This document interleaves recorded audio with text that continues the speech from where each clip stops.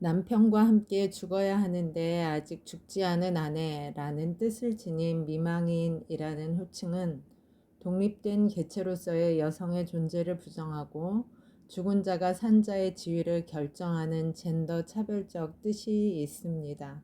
이처럼 한국 사회에서 전쟁 미망인이라는 말은 부정적인 뜻을 포함하지만 여기서는 시대성을 반영한 단어로 전쟁 미망인이라는 용어를 사용하겠습니다.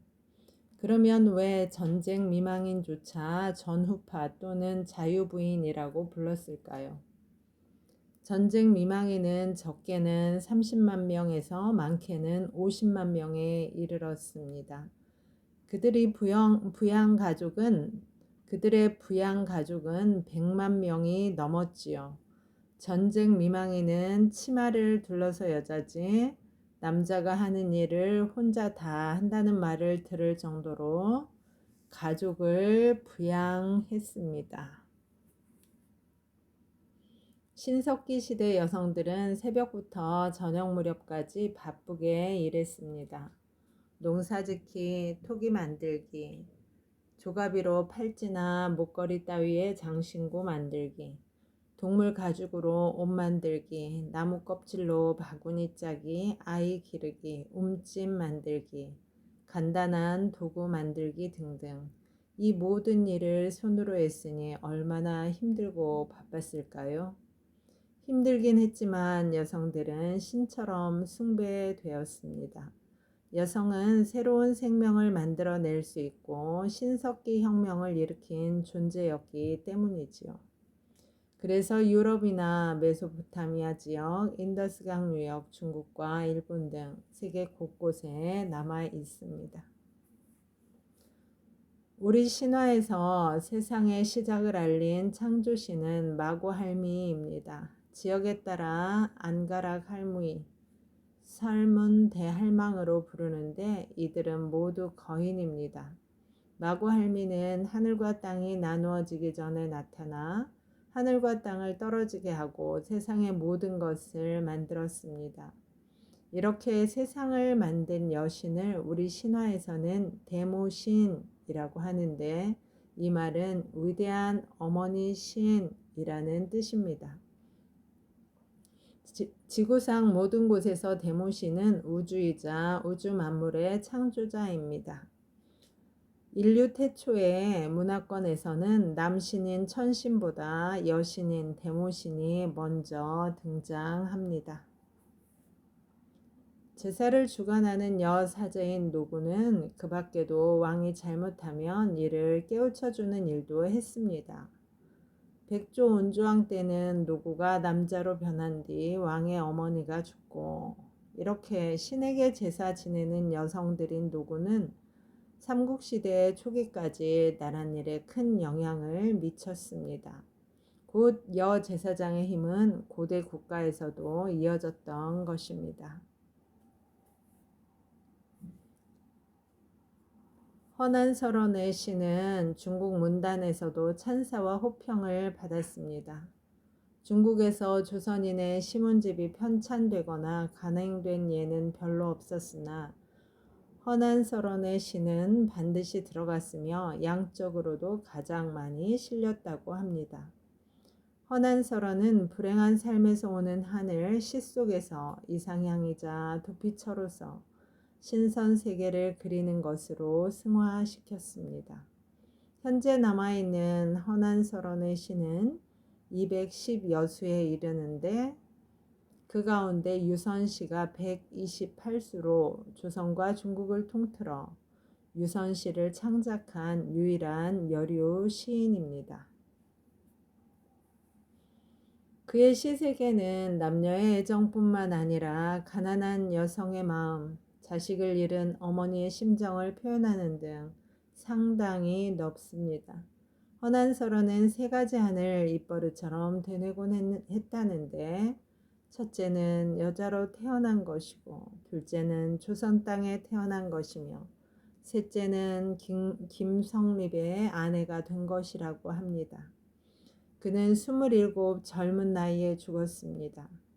자신이 쓴 시를 모두 태워버리라는 유언을 남겼는데 시집 난설원집에 실려 오늘날까지 전해지는 시들은 허균이 모아놓은 것입니다. 이수광은 지복유설에서 헌안설원과 그의 남편 김성립의 금실이 좋지 않았다고 전제한 뒤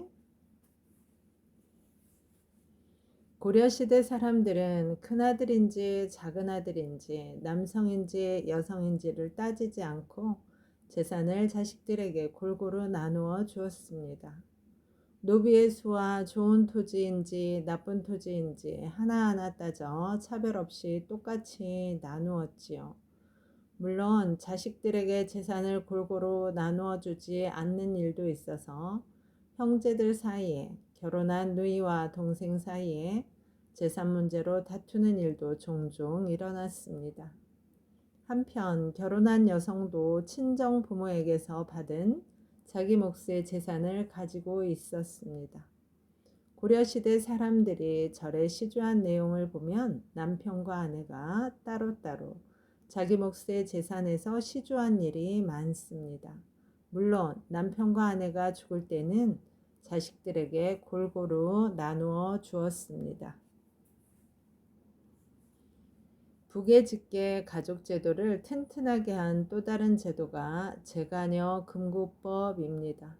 제가녀는 남편이 죽은 뒤 다시 결혼한 여성을 말하고 금고는 죄가 있는 사람은 과거 시험을 볼 수 없게 하는 것입니다. 곧 제가녀 금구법이란 재혼한 여성의 자식은 과거 시험을 볼 수 없도록 한 법입니다. 그래서 여성들에게 더욱 가혹한 법인 셈이지요. 아마도 자식의 앞길을 막으면서까지 재혼할 어머니는 없을 거라는 계산에서 나왔을 것입니다. 1991년 김학순 할머니는 자신이 일본군 위안부였었다고 처음으로 말했습니다. 나는 1924년 10월에 태어났습니다. 나는 어머니가 원해서 평양 기생학교에 들어가게 되었습니다. 이 학교를 졸업한 해에 나보다 1살 위인 처녀와 함께 중국 땅에 가게 되었습니다. 그런데 중국에 도착하자마자 일본군에게 잡히고 말았습니다. 우리에게는 각기 일본식 이름이 지어졌는데 제 이름은 아이코였습니다. 견디기 어려워 2번씩이나 도망치려고 했다가 붙잡히고 말았어요. 나는 일본 정부가 우리에게 보상하고 우리가 강요에 못 이겨 했던 그 일을 역사에 남겨두어야 한다고 생각합니다. 오늘날 일본이나 한국의 젊은이들은 그런 역사적 사실을 모르고 있기 때문에 꼭 알려주어야 한다고 생각합니다. 그래야 그런 비참한 일들이 다시는 일어나지 않을 테니까요. 여자에게 본디 이름을 갖추어야 할 이치는 없다. 얘기에서 여자가 혼인을 허락하고 나서 비녀를 꽂고 자를 짓는다 했다. 임성녀의 한자는 임성녀로 임시성의 여자라는 뜻입니다. 언년, 자그마기, 갓난으로 호적의 이름을 올리기는 했지만 성녀라고 불리는 여성은 여전히 이름이 없었던 것입니다. 이방인들에게 비친 한양은 아주 큰 세탁소라고 묘사될 정도로 거리는 온통 흰옷을 입은 사람들로 붐비고 개울가에 모여 빨래를 하고 집집마다 방망이질하는 조선 여인들의 노동이 이방인들에게는 한결같이 안쓰럽게 비쳤습니다. 그래서 조선 여인들은 노새보다 나을 게 없다고까지 말했다고 합니다. 조선 여인에게 밤낮으로 의관을 손질하는 일이 없다면 소일거리가 없어지는 것이나 다름없는 것이다. 한양은 아주 큰 세탁소와 같아서 다듬이 방망이질 소리가 멎는 일이 없다. 아낙네들은 가장이 훤히 빛나도록 의복을 손질하는 것이다. 그래서 조선 남정네들에게 삶은 즐겁게 여겨진다. 이임하의 여성사 특강. 여러분, 오늘도 좋은 날입니다. 오늘 하루 잘 살아내느라 수고 많았습니다. 힘내세요. 다음에 또 만나요. 감사합니다.